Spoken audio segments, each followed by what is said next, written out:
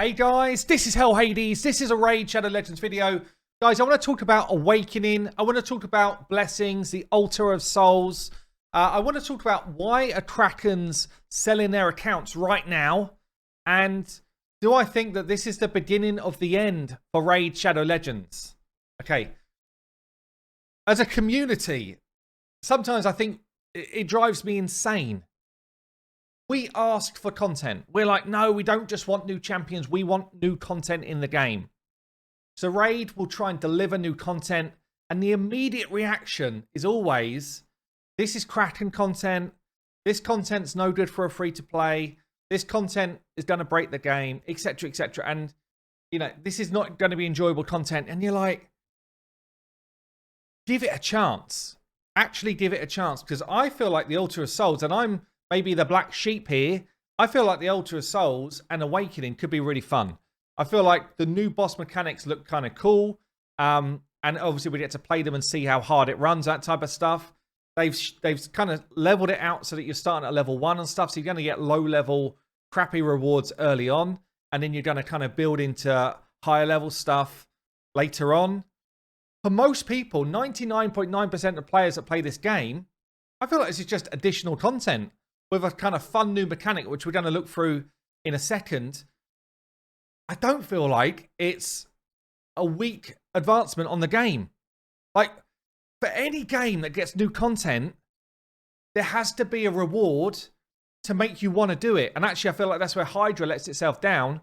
The reward is not good enough for most people that play the game.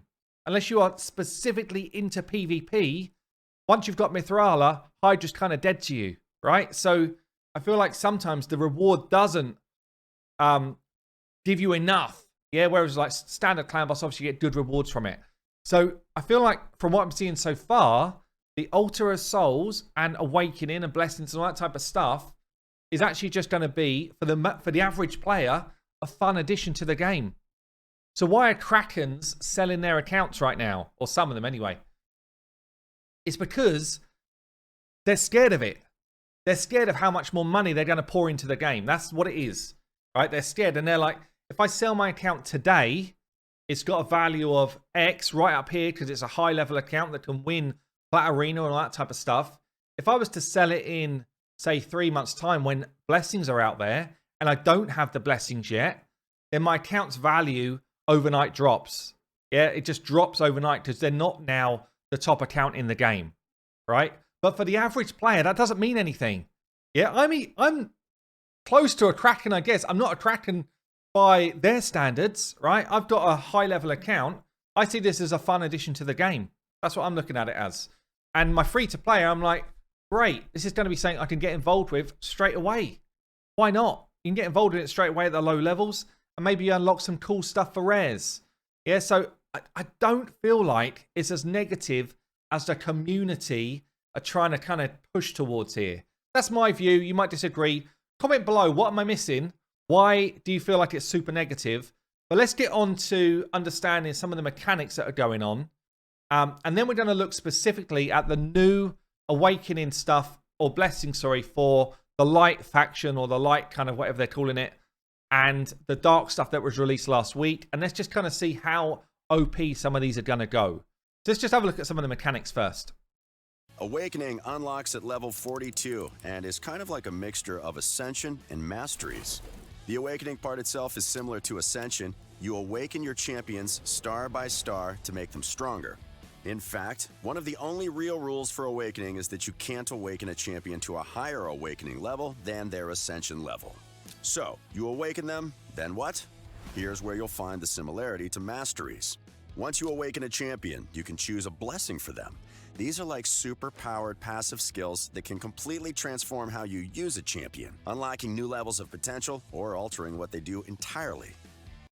I mean, this feels like it's quite a cool system to me. And I know other games apparently have done this before. I've not played them, so I've not seen it. But basically, you're going to find or summon, if you like, and that's probably where a lot of people are negative because it's another RNG thing. I get that, by the way. Yeah, and I get that it might be pay to win, but then we thought Faction Wars was going to be pay to win, and it's not. Faction Wars, they never sell keys, right? We thought that they would sell Doom Tower keys, and that would be pay to win, and they don't. So there's no guarantee they're going to sell keys, but there's also no guarantee they won't as well. So look, I get it. It might be pay to win, but either way, you're going to get some enhancement to champions that you own. Yeah, and you're also going to get enhancements to champions a bunch of the times you don't own, and that will be frustrating, and that's kind of like where the RNG stuff comes out. But then once you've unlocked some sort of awakening for them, you can then choose from these blessings, and we'll get into those a bit later on. For me, the ones I've seen, they feel cool. They feel like a cool addition. So I'm really not anti it from what I've seen so far. So just go through some of the mechanics then of how we actually get these souls and that type of stuff. So it looks like as we beat the Iron Twins Fortress here, we're going to get these immortal soul coins, and we'll go into that in a second in this video. You've also got a chance of soul essence and both immortal and eternal soul essence. There are two types of souls, perfect souls and split souls. Perfect souls let you awaken your champion to the exact level indicated by the number of stars they have without...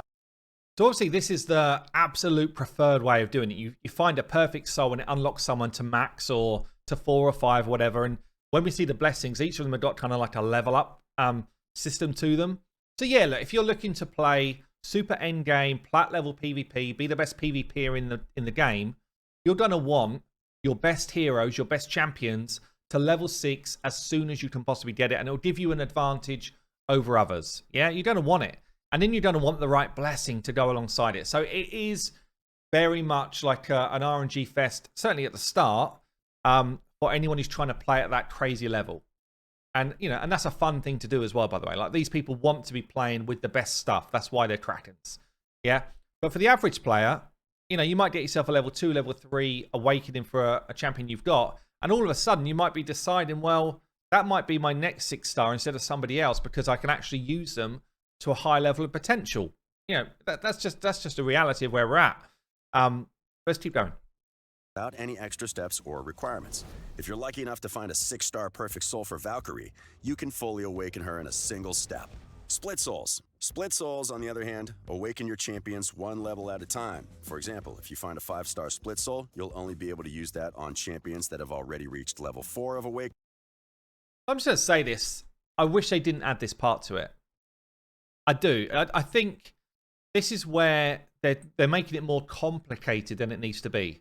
If they just had normal souls, yeah, and they're either 1 to 6-star, whatever, then I think we've got a system that people probably would be a bit further behind.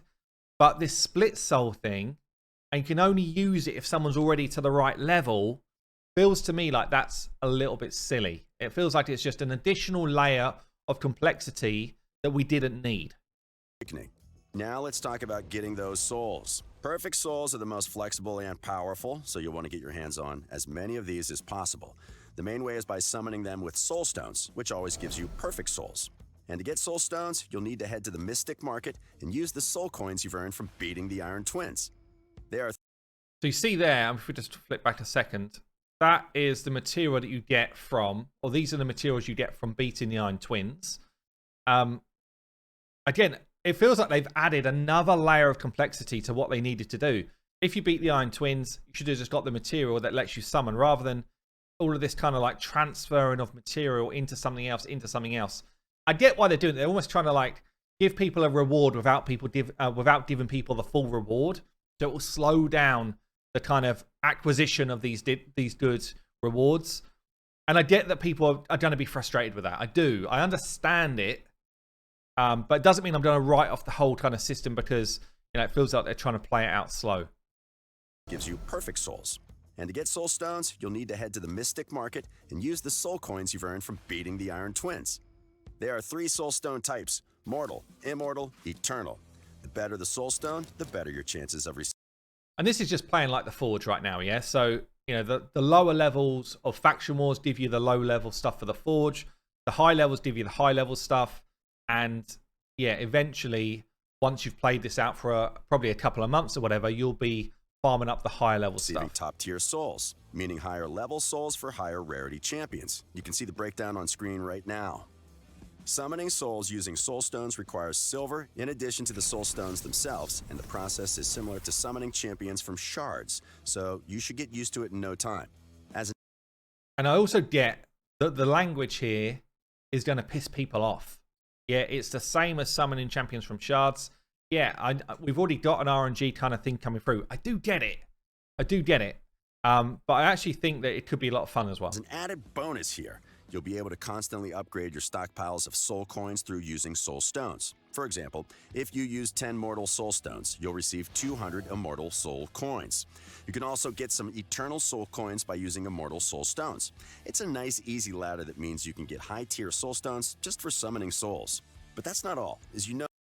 And again, they're trying to make it kind of sound cool there. It's just too complicated. They don't need it to be as complex as this.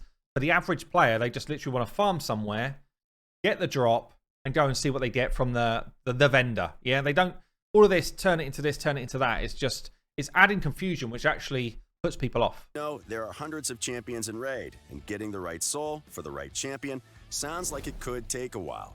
So we've got something to help speed that process up. Introducing the wish list. You'll get to choose 9 champions to add. So we've seen this before. You basically add champions in there that you want to try and pull. So look, I'm not going to go through this video anymore. I think this is okay. 2 times the chance of getting a soul for the champion you want versus, you know, whatever it is, like 130, 140 odd legendaries in the game.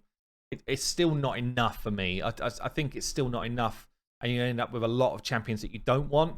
But the overall system, I think, is kind of fun, and I think it could be pretty cool. Let's have a look at some of the blessings that have come out so far and see kind of how crazy they might be. So here are the ones then that have just come out today. We'll start. This is the Divinity of Light. There's going to be 6 blessings per category, if you like, and there's 4 categories. So overall, 24 different blessings. We were just talking about this yesterday for hellhades.com. You know, we try and give a decent bio per champion, some ratings per champion in different areas of the game. We try and give you some masteries for, you know, different content. Now we're going to have to be trying to give you blessings as well that suit that champion. And with 24 different blessings, and every champion can choose any of them, it's going to be pretty tricky, because actually it depends what you want to do with these champions, right? And that's the cool thing about Raid. It's also the complex thing about Raid. Every champion in the game probably could be used in 4 different ways, with 4 different mastery setups, with different gear sets, and now different blessings as well. And it's like, damn, it's cool because it gives you a lot of kind of min-maxing, theory crafting. A champion that was crap suddenly could be good. Like Cadaver, for example, used to be absolutely trash everywhere. Now you put him into the best ever clan boss team and you're like, whoa, this game's just blown my mind. So there's definitely some cool stuff that can come from this. But let's have a look at what we've got so far. So Miracle Heal has a chance of restoring a portion of destroyed HP whenever this champion heals themselves or an ally. So already, this is a rare one. This could go on any champion, rare up to legendary. And you think about those waves leading up to Bommel, where you get your HP absolutely destroyed, and you're like, oh, how do I ever beat Bommel? This might be a little simple answer to help. It also might be good against Hydra. So for a rare one, I actually think it's pretty cool. We've got here, sorry, I think it must be another rare one. Yeah, Indomitable Spirit has a chance of blocking stun, sleep, fear. The percentages will go up as you get higher levels of awakening. You also get stats and stuff along the way as well. So until we get the full picture, we're not going to be able to kind of like give you the full view. But I mean, this feels like it's more of a arena style type of blessing here. I doubt this stun block is going to be possible against clan boss. I don't know, maybe it is, but the rest of it feels pretty damn arena focused. Iron Will, this is an epic one. Decreases the damage this champion receives from enemy skills activated by other skills, or when enemies inflict damage when it is not their turn. So things like counter attack, ally attack, that type of stuff. Pretty niche one, really. Heaven Cast, debuffs placed by this champion. This champion's default skill, so A1, will ignore a percentage of the target's resistance. I don't know that's going to get played a lot, honestly. And maybe it would in like Doom Tower type content where you're trying to beat up really high level stuff in Doom Tower, or maybe Hydra as well, potentially. Intimidating Presence here, legendary one then. So strengthens your team's aura and weakens the enemy's team's aura. This one is kind of nutty, I've got to say it. Certainly in the arena. So if multiple champions on the same team have got it, only one will work. So I think one of the cool things here, and one of the hardest things here as well, is going to be like layering up these different blessings when you've got them, when you're further into the game, and we've got a lot of them to choose from. Because you only ever want one person to have this, but it's not a bad one to have, right? If you're in the arena and you're trying to do a speed team, then strengthening your speed team's aura whilst weakening the enemies is going to be an absolute must-have for speed teams, I think. It's going to be someone in your team needs this aura, or this blessing, sorry. It's a very, very crazy one, honestly. You know, it's probably going to be something like giving your team an extra 10 speed and hitting the enemy's team for about another 8 to 10 speed as well. So if you think about a 20 speed gap suddenly forming, that's a huge number. So yeah, this one's pretty OP. And let's have a look at this one here. Lightning Cage. Whenever an enemy receives a buff or has their turn meter filled, place a lightning orb on this champion. So that's very similar here. This kind of, if you think about a Torment passive, whenever someone has a buff or a turn meter fill, he gets a chance to freeze. In this instance, you get a lightning orb. When activated, a lightning orb stack randomly protects one other active buff. So all of a sudden, you've got protected buffs going on, which is pretty nutty as well. A champion can have a maximum of 3 lightning orbs stacking at the same time. Whenever a champion with 3 stacks hits an enemy target, inflicts bonus damage as well. Wow. So it feels very PvP type of orientated here, but then actually it definitely could be used in PvE stuff as well. I think there's a few bosses out there that self-buff. I don't know. Lightning Cage feels pretty nuts. Right, let's have a look through the Divinity of Dark then. So the rare ones here has a chance of blocking any freeze, provoke, or true fear whenever an ally tries to place them on this champion. So the percentages, again, matter a lot here. But, you know, if you're trying to, like, handpick an arena opponent, then this might become pretty clutch. Phantom Touch. I guess also, you know, there's certain instances, there's a lot of, like, faction war bosses where True Fear comes out, freezes come out. If they work against bosses as well, then that could be pretty damn big as well. Phantom Touch has a chance of inflicting bonus damage to one enemy whenever this champion hits enemy targets. When hitting multiple targets at once, only one champion will receive bonus damage. High Awakening bonus has a chance of inflicting a second instance of bonus damage. Again, it depends on what sort of damage numbers we're going to see there. Cruelty, whenever this champion hits an enemy, this one's like insane. I think this one is like nuts. Whenever this champion hits an enemy, decreases their defense until the end of the round, occurs once per hit. So, and it stacks above decreased defense. So if you think about Clan Boss here, so you've got Clan Boss, you're going to have your normal kind of decreased defense out there, 40%. You can decrease the defense by another 20%. So they're going to be multiplicative rather than additive, but it's still a significant amount of extra damage that you're going to do. So obviously you're going to want this person to be like first in order in your team so that they hit and then everybody else comes through because it's only once per round. Until the end of the round. Actually, I feel like Clan Boss has only got 1 round. So I think once you've hit, Clan Boss is just going to be up like forever. And I think all boss fights might just have 1 round. So that could be nuts if I'm right with that. So this one for an epic one feels to me like it's going to be like a must-have. Like a crazy one. Let's have a look here. Lethal Dose increases the damage enemies receive from poison placed by this champion in the arena. High Awakening bonus will ignore 35% of each target's resistance when placing poison on enemies in the arena. I mean, poison's not really a mechanic that's used in the arena at all. It would have to be a crazy improvement for this to work. I feel like this should be more PvE focused, honestly, rather than arena focused. Temporal Chains here. Decreases each enemy's speed for each active buff they are under. This is kind of nuts. This is kind of nuts. So it's just, again, it's just like ruining someone's day in terms of speed ordering. Whenever an enemy receives a third active buff, instantly decreases the turn meter of all enemies by a certain amount. Damn, that one's insane. That one is insane. And yeah, I can see that one being used a ton. And then Ward of the Fallen here. So, what we got here? Starts each round with a number of bone armor stacks. Is that not what they call in the new thing from the Iron Twins? Bone armor? Maybe not. Each bone armor stack decreases the damage the recipient receives from a single hit, then disappears. A champion can have a maximum of 3 at one time. And if you awaken it to a high level, deals bonus damage to each enemy hit by this champion. It's almost like a reflect type thing. The number of times bonus damage is inflicted on each enemy target is equal to the number of dead allies. Interesting. What else is here? Bonus damage will not be inflicted when damaging enemies through masteries. Oh, okay. So again, this feels kind of like it could float into PvE or PvP, honestly. But pretty crazy one as well. So look, that's 12 of the 24 that have been out there so far.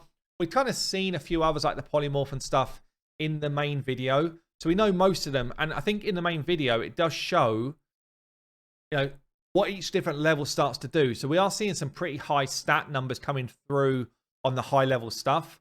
We'll see. I don't think they're going to be anywhere near as OP as Empowerment was. Yeah, the +2, +3, +4 stuff, I think it's way worse for the game than this, for me. I think it's way worse. I think this adds a fun layer of theory crafting and, you know, trying to improve your teams and trying to do stuff in a different way. Empowerment just straight up gives you more stats to crucify things if you spend more money.